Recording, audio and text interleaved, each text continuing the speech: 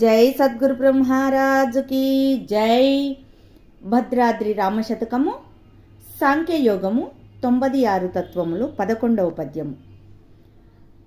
రూఢి శబ్ద స్పర్శ రూపముల్ రసగంధములు నైదు పృథివియందలరియుండు. రసము రూప స్పర్శ శబ్దముల్ 4 జలమందు జనితమై చలగియుండు. నగ్నిహోత్రమునందు నమరి రూపస్పర్శ శబ్దముల్ 3 నిశ్చయముగాను. వాయువందున్ స్పర్శ వర శబ్దములు 2 నంబరంబందు శబ్దంబునొకటి. ఒక్కటియు లేక దిక్కులు పిక్కటిలగా వెలుగుచున్నావు లోపల వెలుపలనక. రమ్య గుణధామ భద్రాద్రి రామ పరశురామ నరసింహదాస సంరక్షితాహ్వా. జై నిజ గురుభ్యో నమః. జై అమలాంబ సమేత అనుభవానంద రాజయోగేంద్ర ప్రభుస్వాముల వారి దివ్య చరణార విందములకు 12 వందనములు సమర్పించుకొనొచ్చు. శ్రీమద్ పరశురామ నరసింహదాసు గారిచే విరచితమైన భద్రాద్రి రామశతకం నందు ఈరోజు మనం 11వ పద్యాన్ని ముచ్చటించుకుంటూ ఉన్నాం.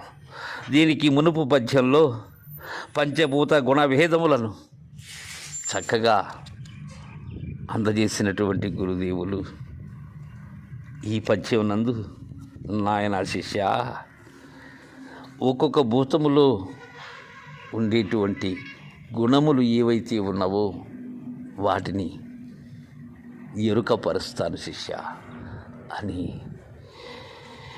రూఢి శబ్ద స్పర్శ రూపముల్ రసగంధములు నైదు పృథ్వీయందలరియుండు. శిష్య, రూఢి శబ్ద స్పర్శ రూపముల్ రసగంధములు నైదు పృథ్వీయందలరియుండు. ఎలా అంటే, ఈ తన్మాత్ర పంచకము ఏదైతే ఉన్నదో వాటి యొక్క గుణ లక్షణాలు తెలియజేస్తాను నాయన. దీనికే చాందోగ్యోపనిషత్తులో శ్లోకం, శబ్దస్పర్శ రూప రసౌ గంధో భూత గుణామేయం ఏకద్విత్రి చతుఃపంచగుణ వ్యోమాది శుక్రమాత్.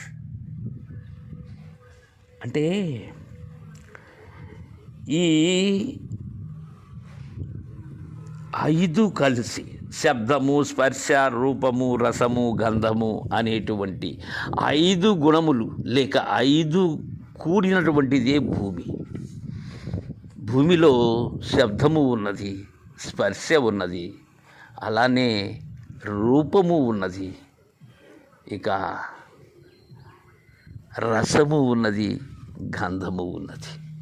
ఈ 5 గుణముల యొక్క సమ్మిశ్రితమే పుడమి. తదుపరి జలం. రసరూప స్పర్శ శబ్దంబులు 4 జలమందు జనితమై చలగియుండు. జలంలో ఏమున్నాయి? శబ్ద స్పర్శ రూప రస అనే 4 గుణములు ఉన్నాయి. ఇవే జలమునకు ఉండబడేటువంటి అంతఃకరణాలు. పైన చెప్పినటువంటి పృథ్వీకి ఉన్న శబ్దస్పర్శ రూపరసగంధములు 5 గుణములు కలసినటువంటిదే ఈ దేహం. జలమునకు ఉండబడేటువంటివేమి?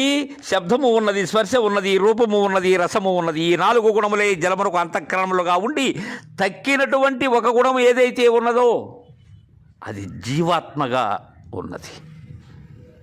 5తో కూడినటువంటిది ఈ దేహం, అది పృథ్వీతత్వం. ఇక్కడ 4 గుణములు ఉన్నాయి, ఒక గుణము లేదు. లేనిదేమిటి?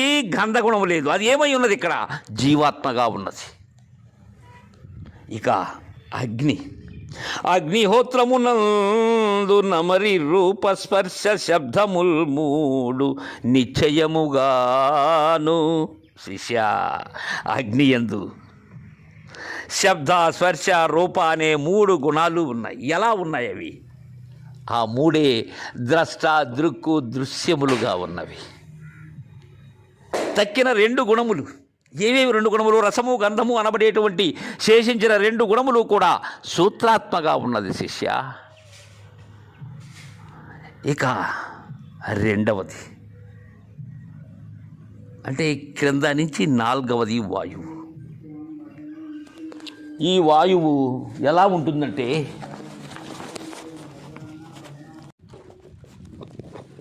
అలా వాయువునందు ఈ శబ్ద, స్పర్శ అనే 2 గుణములు మాత్రమే ఉన్నవి.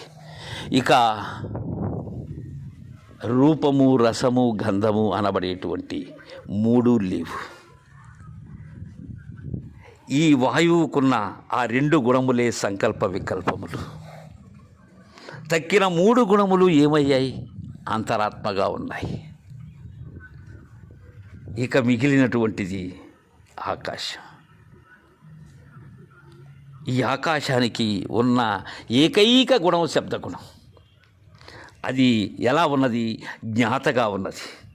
తక్కిన 4 గుణములు కూడా రూపరసగంధములు, స్పర్శ, రూపరసగంధములు, ఈ 4 ప్రత్యేగాత్మగా ఉన్నాయి.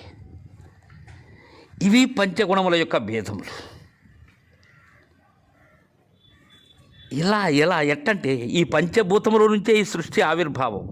ఈ పృథ్వీ క్షేత్రము నుంచి పుట్టించటం, జలక్షేత్రము నుంచి పోషించటం, అగ్నిక్షేత్రము నుంచి మార్పు చేయటం, వాయుక్షేత్రము నుంచి విస్తరింపచేయటం, ఆకాశ క్షేత్రము నుంచి పెంపొందింపచేయటం. ఇలా వీటి యొక్క ఈ పంచభూతముల యొక్క గుణ లక్షణాలు ఉన్నాయి. అంటే ఇక్కడ స్థూలమునకు జీవాత్మ, సూక్ష్మమునకు సూత్రాత్మ, కారణమునకు అంతరాత్మ, మహాకారణమునకు ప్రత్యేగాత్మ. ఇలా పంచభూతముల యొక్క గుణ లక్షణాలను సద్గురుమూర్తి ద్వారా చక్కగా తెలుసుకొని కనాలి. అలా కన్నట్లయితే ఈ పంచీకరణి పద్ధతి ఏదైతే ఉన్నదో అది అర్థమవుతుంది. తర్వాయి పద్యాన్ని రేపు ముచ్చరించుకుందాం. జై గురుదేవా.